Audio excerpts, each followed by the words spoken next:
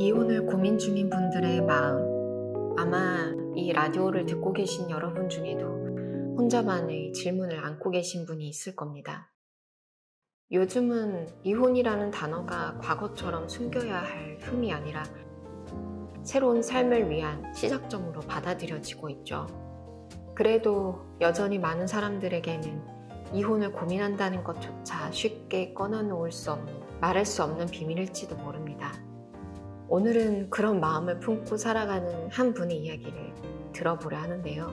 피천득 선생님은 어리석은 사람은 인연을 만나고도 몰라보고 보통 사람은 인연인 줄 알면서도 놓치고 현명한 사람은 옷깃만 스쳐도 인연을 살려낸다. 이렇게 말씀하셨어요. 여러분, 인연이라는 말에 대해서 어떻게 생각하세요? 만날 필연과 악연이 있다면 악연은 정리하고 새로운 필연을 위해 발돋움해야 하지 않을까요? 자, 그러면 오늘의 사연 본론으로 들어가겠습니다. 안녕하세요. 저는 인천시 부평구에 사는 임미영이라고 합니다. 저는 결혼 10년차 주부입니다.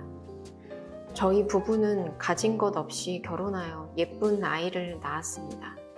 양가 부모님의 도움이 거의 없었기 때문에 남편과 저는 맞벌이를 하고 있습니다. 아이가 학교에 들어가면 더 좋은 환경을 주고 싶어서 저희는 대출을 받아서 아파트에 들어갔습니다. 아이가 커가면서 들어가는 돈은 많고 대출금도 갚느라 벌어도 여유가 거의 없습니다. 그래도 가족들을 위해서, 아이를 위해서 제가 하고 싶은 거, 사고 싶은 거는 좀 참는 편인데요. 그래도 한 달에 딱 2만 원, 그렇게 저 자신을 위해 선물을 주고 싶어서 적금을 들었습니다. 정말 가끔은 저 자신을 위해 선물을 해주고 싶었거든요. 제 건 모든 게 낡았어요. 누군가에게는 구두, 가방이지만 저에게는 수식어가 붙어요. 낡은 구두, 낡은 가방. 가죽도 다 인조 가죽이고요. 회사에서 외근 나가려고 가방 챙길 때 가끔 제 가방에서 부스러기가 떨어지거든요. 인조 가죽 부스러기요. 그럼 저는 눈치 보여서 얼른 치우곤 합니다. 아무리 짠순이인 저라도 그런 건 좀 부끄럽거든요. 그리고 얼마 전 저를 위해 월 2만 원씩 모은 적금을 탔는데 이자 포함 50만 원 정도 되더라고요.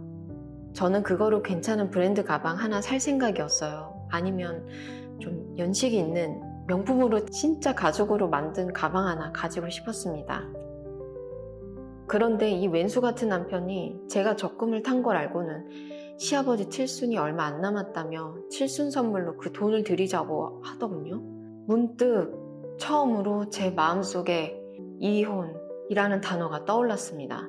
그 사람은 나이 드신 아버지만 보이고 제 낡은 가방은 보이지도 않나 봅니다.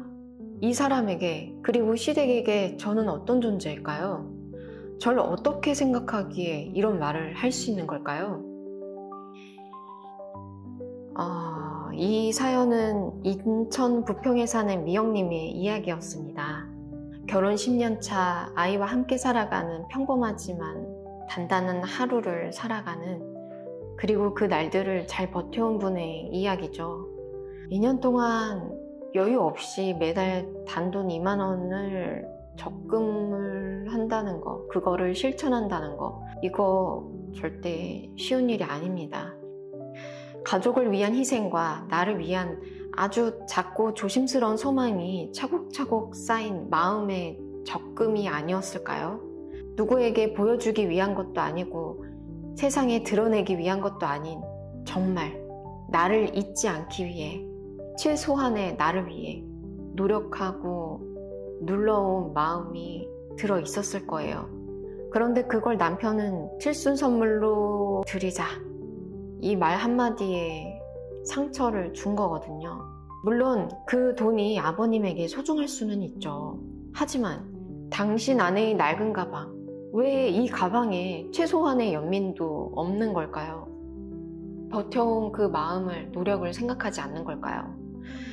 부부라는 인연, 가족이라는 인연도 당연한 것이 아닌 돌봄과 이해가 필요한 것입니다. 악연으로 굳어지지 않도록, 그 안에서 필연을 다시 피워낼 수 있도록 우리는 서로를 다시 보고 다시 말하고 다시 귀 기울여야 해요. 아, 미영님, 많이 허탈하실 것 같아요. 내가 나조차 챙길 수 없구나. 나는 이 가족 안에 없구나. 그 씁쓸함, 그 감정은 너무나도 당연한 거예요. 지금 당신은 잘못된 게 아니라 제대로 느끼고 있는 거예요. 그 느낌 억누르지 마세요. 그 감정 잘 기억하세요. 그리고 목소리 내세요. 지금 이 라디오를 듣고 있는 누군가도 낡은 가방 하나, 적금 하나, 나 자신만을 위한 애틋한 노력 실천해 나가고 계실 건데요. 우리 그 마음들 외면하지 말고 당당하게 지켜나가요. 나 자신과의 인연, 나의 소중함을 챙기는 것부터 시작해도 괜찮습니다. 오늘도 누군가는 당신 편입니다. 라디오처럼 조용히 곁에 있을게요.